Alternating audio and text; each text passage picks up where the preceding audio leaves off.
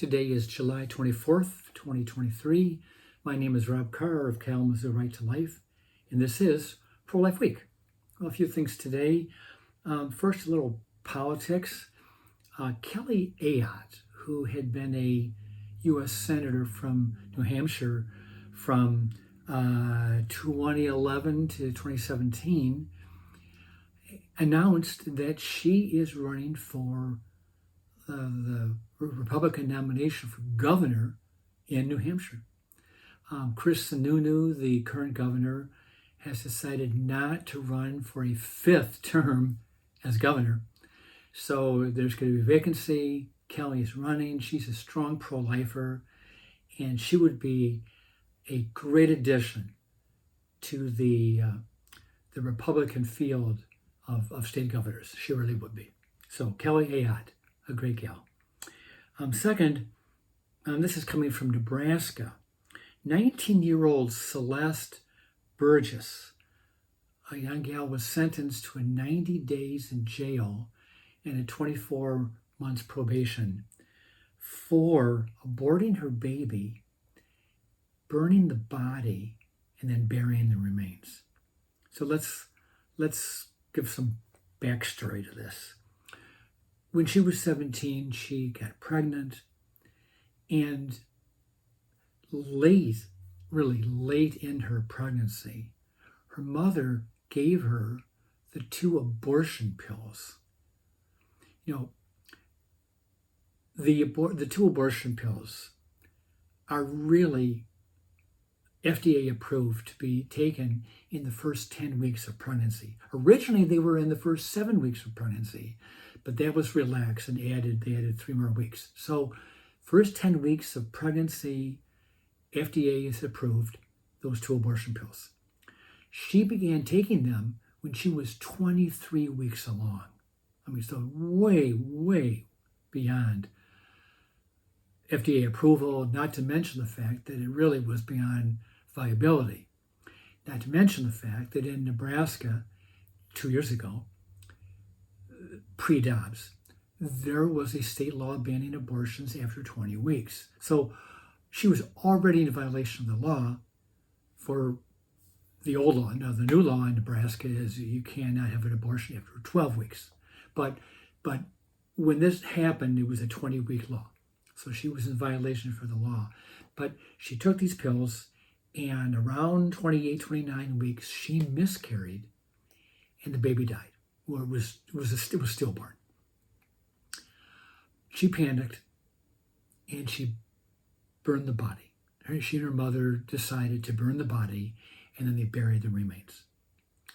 Well, she was convicted of, not of a late-term abortion, but she was convicted really of improper disposal of a corpse, of a dead body, and she's going to spend 3 months in jail.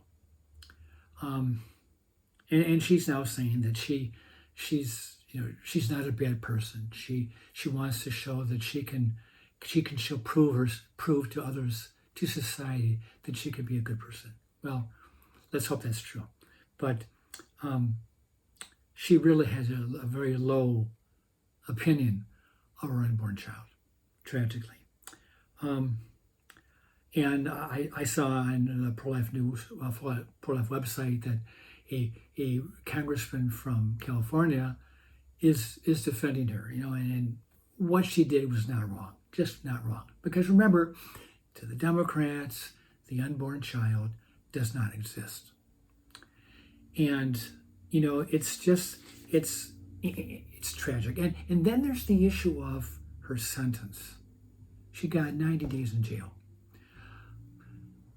I've gone back several times to this two-tier justice system where you've got Mark Houck, the pro-life activist in Philadelphia, been accused of violating the FACE Act. He found guilty. He was going to be in prison for 11 years and pay a $350,000 fine. And what was his crime? He pushed a 70-year-old man, a clinic escort, to the ground. And the Biden people basically said that he was preventing a abortion clinic employee from exercising, for helping women exercise their right to reproductive freedom. Well, in truth, what it really was that this man had been harassing both Houck and Houck's 12-year-old son, abusive language, and he said, "Get away from my son." And the man continued, and he pushed him away from the boy. And so it does seem that there does seem to be a two-tier system. If you abort your baby after the law required or stipulated, burn the body and buried it, 3 months, not a big deal. If you push a man to the ground, he scraped his elbow, 11 years in prison. Well, I mean, obviously Houck was not found guilty. He was found not guilty and by a jury that deliberated for 1 hour. So that didn't happen. And I also saw in the news too that in Washington, D.C., a liberal, progressive, pro-life activist. I mean, this gal is, her language is pretty abusive, pretty profane. But she's a liberal, but she is pro-life. Well, she was demonstrating outside of a Planned Parenthood in Washington just last few days. And a man and a woman approached her, and the woman slapped her, and the man got into a verbal fisticuffs with another person, pro-life, or picketing this clinic, and the pro-abortion guy pummeled this guy on the ground. I mean, there was a video. He pummeled him. The police has decided not to press charges. They're not going to bother. So here again, I go back to Mark Houck. You push a guy down, 11 years. You beat a man, 6 or 7 times in the stomach or on the side, no big deal. It's just another example that it seems like the government, the authorities turn a blind eye to when pro-abortion people beat up Christians, beat up pro-lifers. But when it's the other way around, they're going to throw the book at you. Lady Justice is blind for a reason. She's blind for a reason. Okay. The GOP has added an amendment to a defense spending bill that would prevent tax dollars from being used to fund travel costs and pay time off for military personnel and their families to travel to friendly pro-abortion states to abort their babies. And this amendment was approved 219 to 210 by the Republican-led House of Representatives. This is good. Bad news is that it now goes to the Senate, where, let's face it, the Senate is controlled by the Democrats, and I don't really see this as passing. And then our dearly beloved President Joe Biden has already said that if this bill were to pass, he would veto it anyway. Because remember, Joe Biden loves the idea that women can kill their babies. He loves the idea that women can abort their children in the womb. So I don't have high hopes for this bill. Last item, speaking of the military, here's a win for the pro-life side.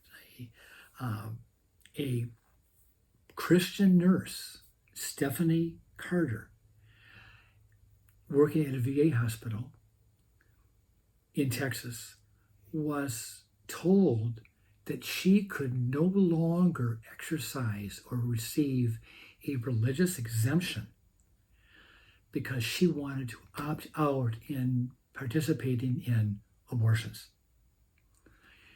And, her concern was that the Biden administration was going to turn the VA into abortion clinics.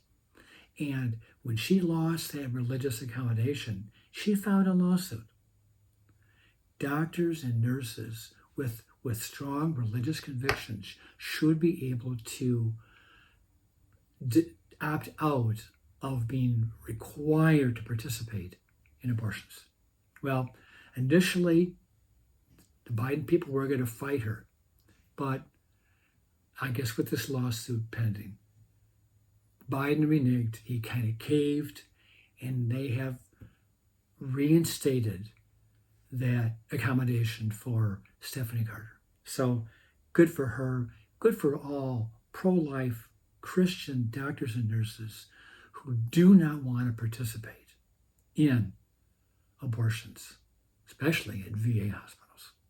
So I'll end with a good note, and with that, I will see you next time.